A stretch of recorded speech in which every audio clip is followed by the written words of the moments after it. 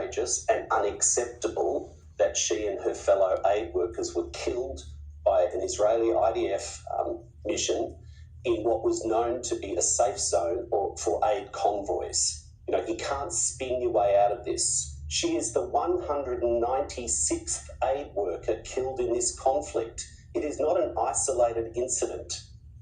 Whatever the investigations show, the only solution to this horrible conflict ultimately is a political solution for two states, but an immediate humanitarian ceasefire leading to a sustainable ceasefire. It's only Israel that can decide whether they let enough food trucks in to feed people who are at risk of imminent starvation.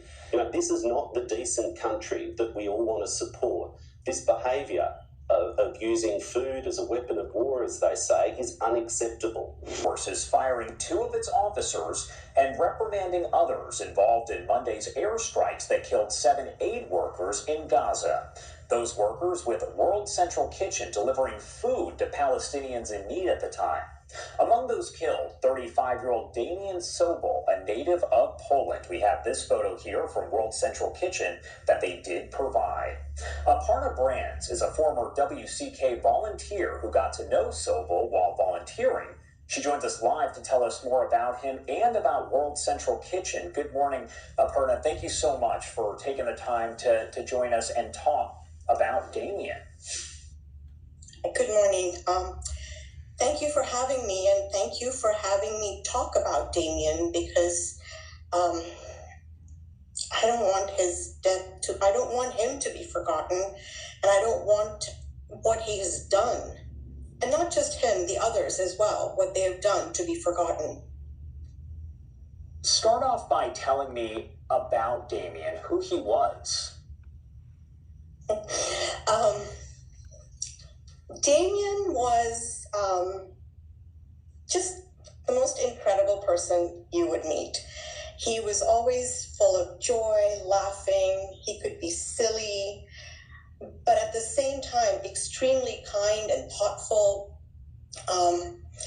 If you ever went to him with any issues of any kind, it was always no problem, you know, and he took care of it. And he did it all without any expectation. He just was one of those people helpers. How did you meet Damian? When the war broke out in Ukraine, I went to, I volunteered with World Central Kitchen in Przemyśl, Poland, which is where I met Damian. World Central Kitchen had set up a huge kitchen, and they were feeding 10,000 people a day. And it's basically set up where you have the kitchen making the food, and then you have the distribution. And Damian was part of the distribution. But because of his nature, even though he was in distribution, it didn't stop him from helping anyone that needed anything done in the kitchen. He was one of the first people I met when I walked in. I walked in on not the typical start day of Monday, and so I was a little lost, and there was Damian showing me the ropes, introducing me to people, telling me what to do, and that's just how he always was, making sure everything was going well for everyone.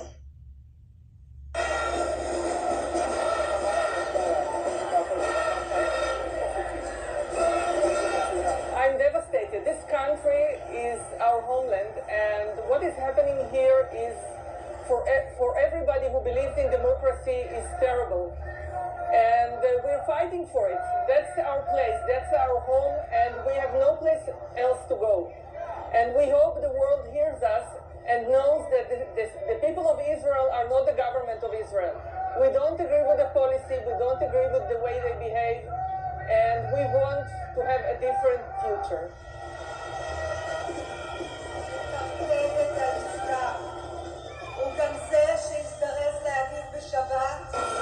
The Israeli people are hostages to the right-wing government. The people of Gaza are hostages to the Hamas, and basically there has to be a way to overcome that and to stop the fighting and the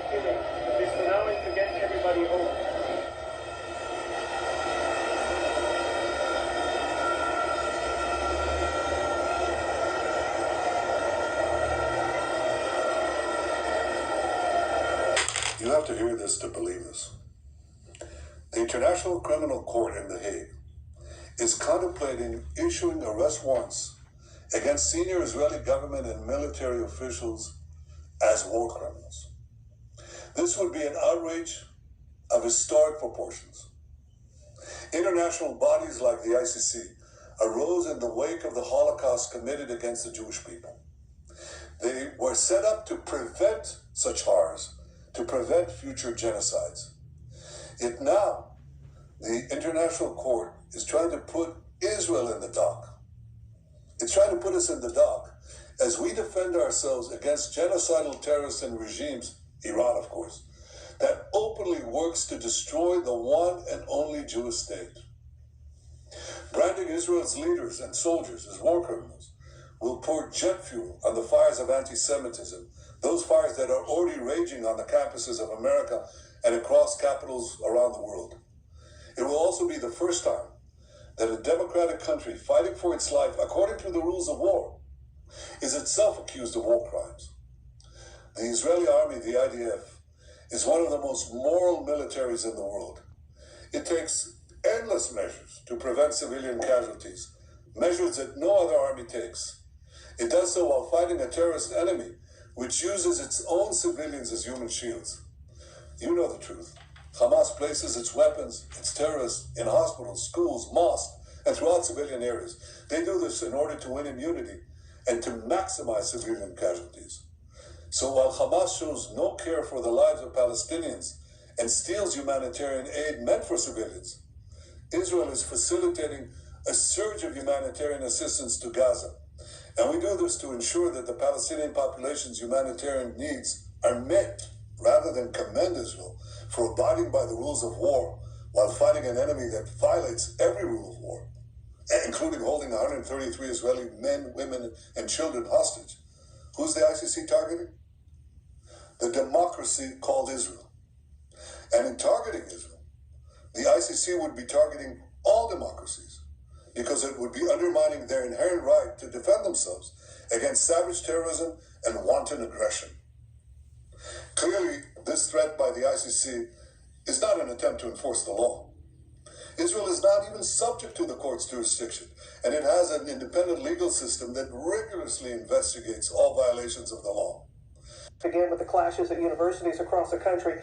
Take a look at the scene right now. Protesters on campus there in North Carolina.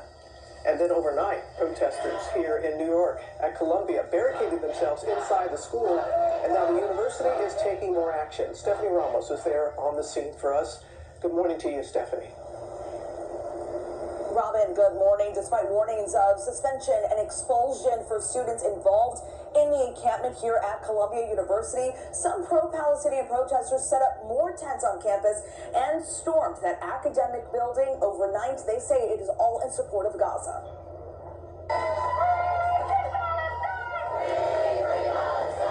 Overnight, pro-Palestinian protesters gathering outside Columbia University's Hamilton Hall and then storming the building. Video capturing students slamming desks, breaking windows, and barricading themselves inside. Just after 12:30 this morning, dozens of students left the encampment and entered the hall. Students defiant, refusing to dismantle their encampment. You need to stop bombing. You need to stop indiscriminate killing, massacre of Palestinians in Gaza. That's how you end the war. At least one person arrested Monday outside Columbia's gates, seen here being taken into custody.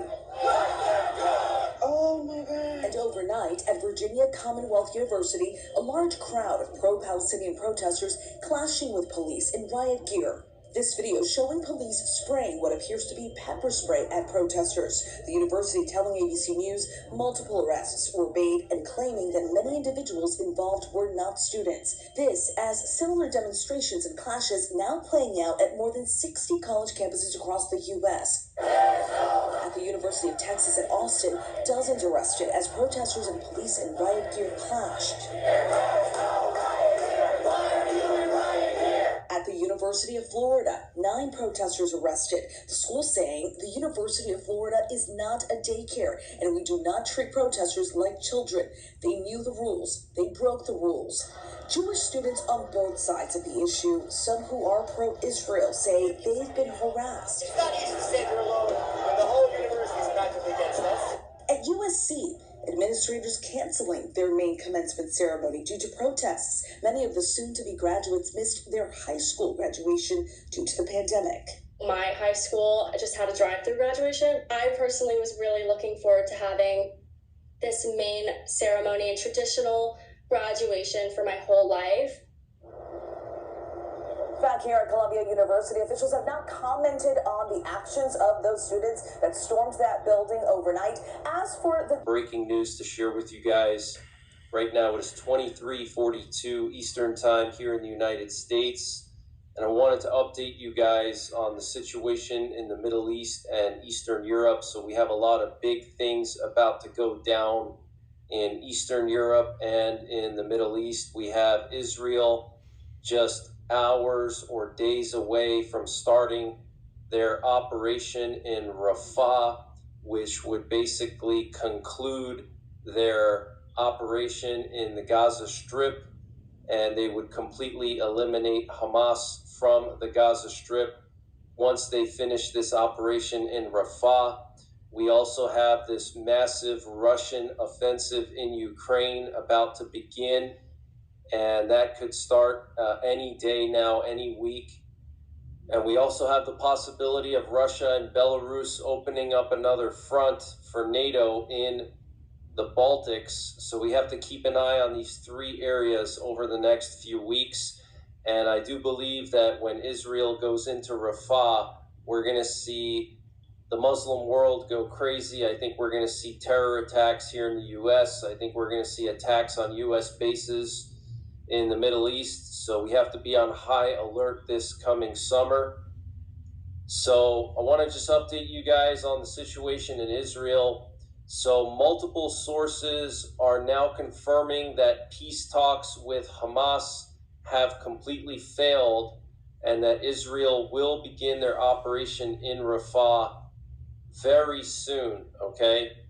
And the CIA director, William Burns, is expected to visit Israel tomorrow on Monday and meet with Prime Minister Netanyahu. So I don't think that Israel is going to start their operation on Rafah until William Burns visits Israel tomorrow.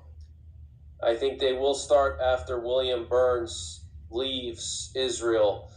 And Israel will continue to defend her security and fight her enemies, even if she remains alone, and no pressure or decision in any international forum will prevent this. That's what Prime Minister Benjamin Netanyahu said this weekend. Very strong words from Netanyahu. And universities around the U.S. have started suspending students who participated in the pro-Hamas riots over the last few weeks. And the Russian Ministry of Defense has confirmed that they completely control the town of Acheretne, which is right outside of Avdiivka. And Acheretne is a critical logistics hub that Ukraine was using when they were fighting Russian forces on the outskirts of Donetsk.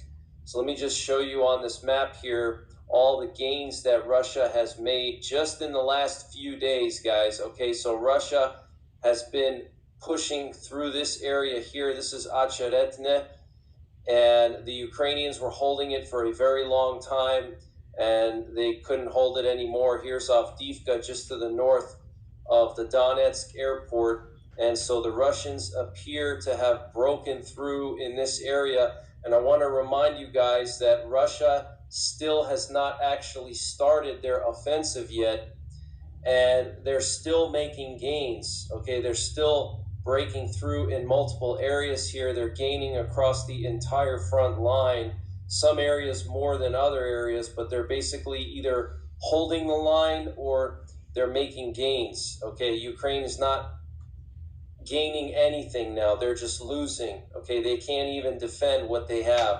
Okay, so This is a very serious situation for Ukraine right now, and Russia is going to capitalize on the weak position that Ukraine is in right now. They're depleted. They don't have equipment. They don't have ammunition. They don't have men.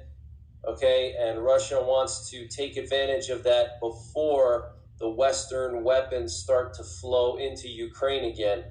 Okay, so Russia's going to make their big push this year, this summer, before that Western equipment makes its way to Ukraine, and also before possibly Donald Trump becomes president, because I think Putin is scared of Trump. That's why, if you notice, Putin invaded Ukraine as soon as Biden became president. Literally a year after Biden became president, he decided to invade Ukraine. Okay, but they're taken against Babylon, and his purpose that he has proposed against the land of the Chaldeans. Surely the least of the flock, and now he's talking about Amalek. Amalek is bringing your sons and daughters into this war. They're bringing you into this war because you grandparents are going to be paying taxes. You're going to be paying for this war.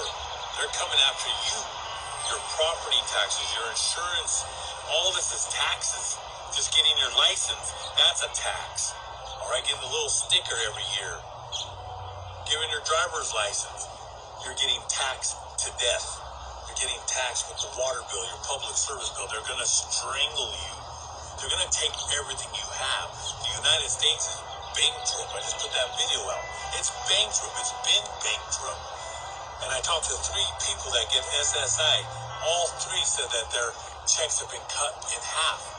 In the state of Colorado, they cut 300,000 people just in the state of Colorado of their Medicaid and their Medicare. They don't have no more money. And SSI is going to stop. What are you going to do then? Welfare is going to stop. Section 8. Oh, the Most High, he's cut everything. There ain't going to be no more jobs. The race wars are coming. The civil war is coming. The highways are going to be shut down. There's going to be world lockdowns. And great fear will fall upon this earth. Because people are evil and wicked. You got to pay. You got to pay the piper for being a liar, being a deceitful worker, being a murderer. You have blood on your hands. This country was built on blood, and it's going out in blood.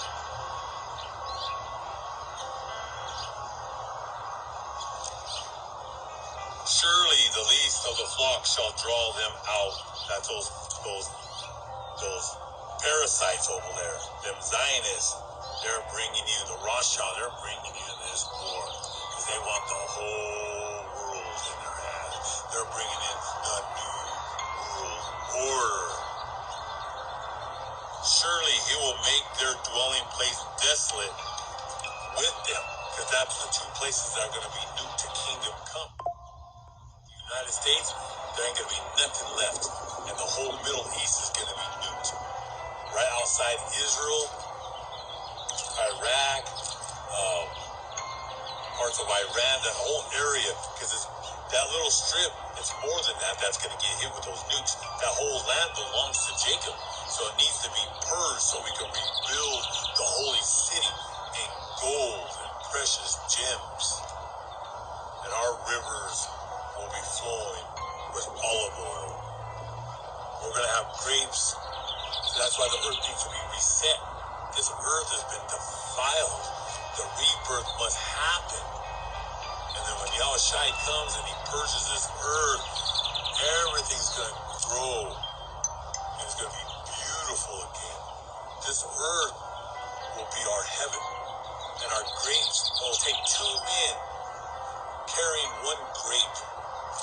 We're going to make our homemade wine. We're going to have the best meats, the best foods, the best olive oil, balsamic vinegar, red wine vinegar, the best of everything. Our sardines and our yellowfin tuna won't have no remember, chemicals in there. Here comes the wind. That wind, the missiles, that hot wind that's coming to the earth.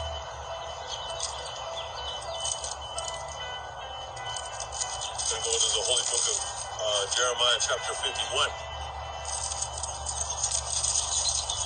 Go to verse 60.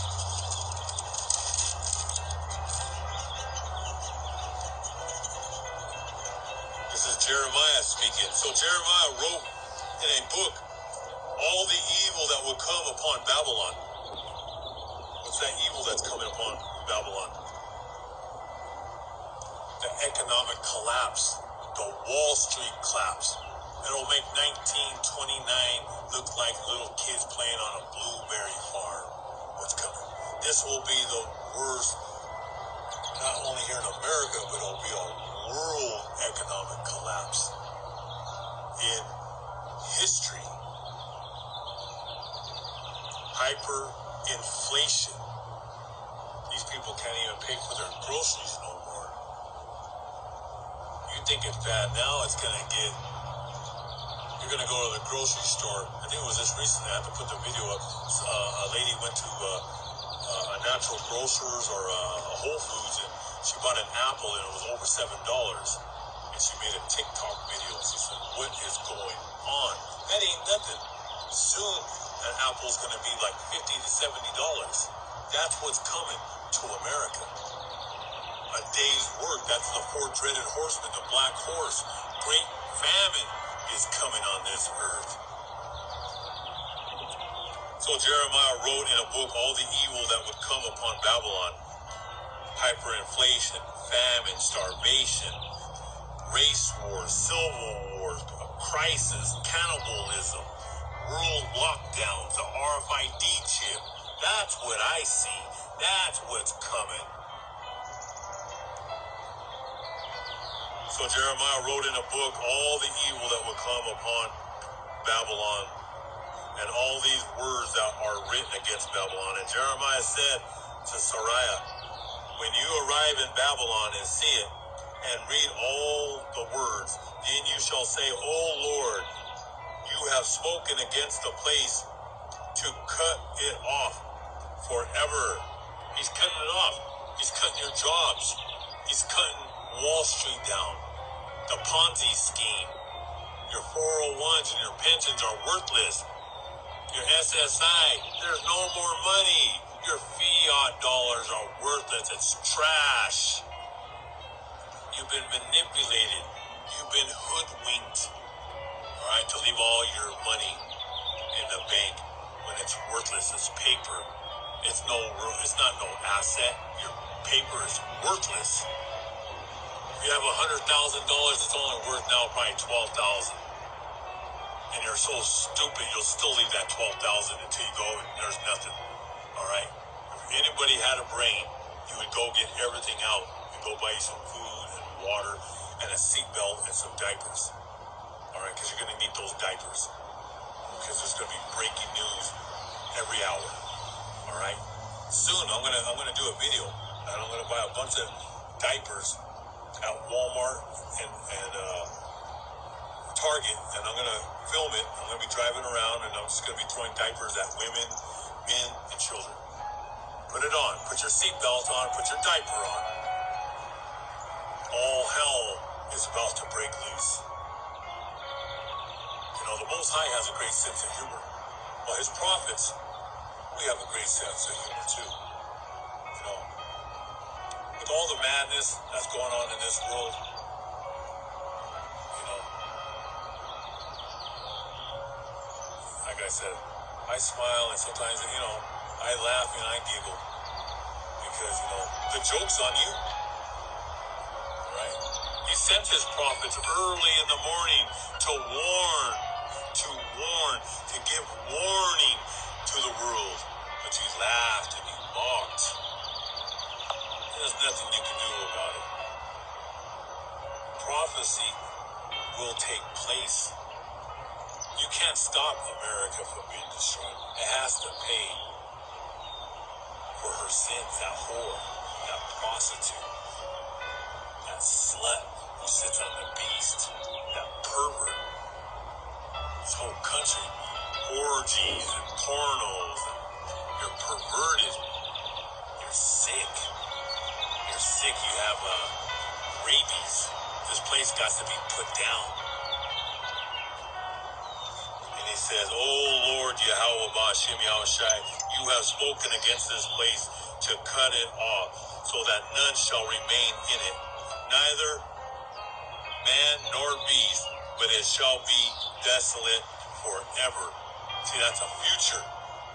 When he was writing this down, Jeremiah, he was writing about the future. He was not talking about the ancient Babylon that destroyed our holy temple. He was talking about the future Babylon, which is America, Washington, D.C. They have that star, the gold. They worship Satan. They're into the black magic, astrology, the cabal. This place is evil. This country was never based on the holy book. Only the prophets have the holy book. And we've been here preaching. Like all these people drive by, they walk by with their kids and they laugh. They say, "Look at that guy over there."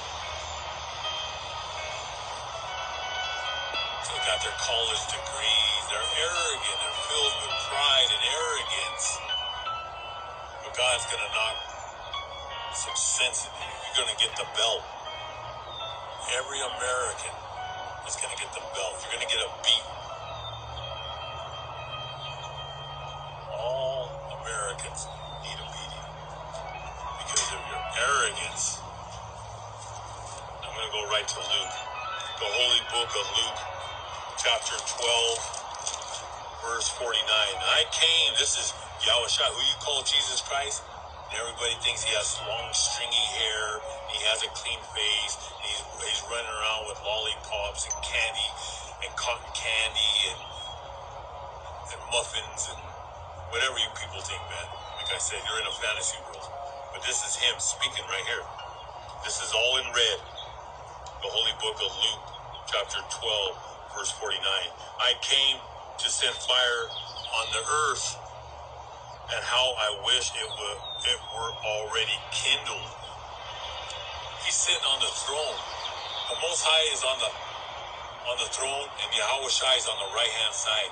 He's waiting for the Most High to say, "Go, my son. Destroy this place." And he said, and in Yahweh Shai, I came to send fire on the earth. No, he's not coming. He's not bringing cotton candy and tell all you frauds that you did the right thing by going to college and lying to people and deceiving people and starting wars on the four corners of this earth. Oh, you got to pay for your sins. You killed the prophets, and you're going to pay. That's why he says, I came to send fire on the earth, and I wish it was already kindled. He wished this place was already over with so he could start his kingdom. But I have a baptism to be baptized with, and how distressed I am until it is accomplished. He's distressed. Because Satan is the ruler of the kingdoms. But now it's going to be destroyed. But he's waiting on orders from the Heavenly Father, Yahweh. And he says, I wish it was already accomplished. Do you suppose that I came to give peace on earth? You're not going to hear this from Joel Osteen or T.D. Jakes and all those other Protestant bums, them false prophets that you send millions and millions of dollars to, that live in these $1 million homes. They're not going to tell you the truth. They cherry pick it. You deserve what's coming to you.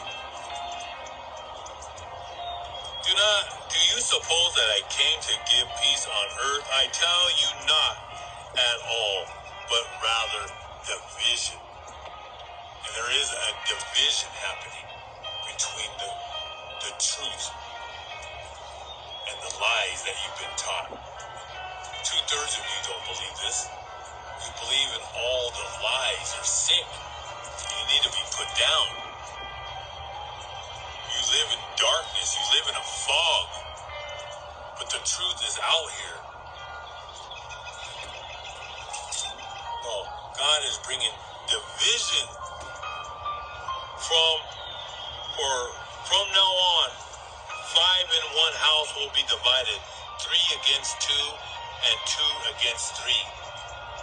Those are ones that find this truth, and then the others in the household are going to be against it. Father will be divided against son and son against father, mother against daughter and daughter against mother, mother-in-law against her daughter-in-law, and daughter-in-law against her mother-in-law. Get your seatbelts on, put on your diapers, because all hell is going to break loose. And there's so many more scriptures. Like I said, if you want to see the longer versions, go find the other channels.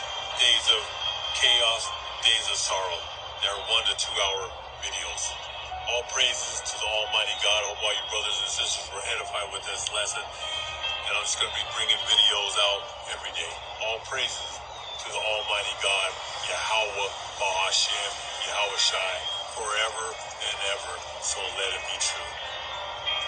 Tawada. Tawada means thank you in the ancient Hebrew.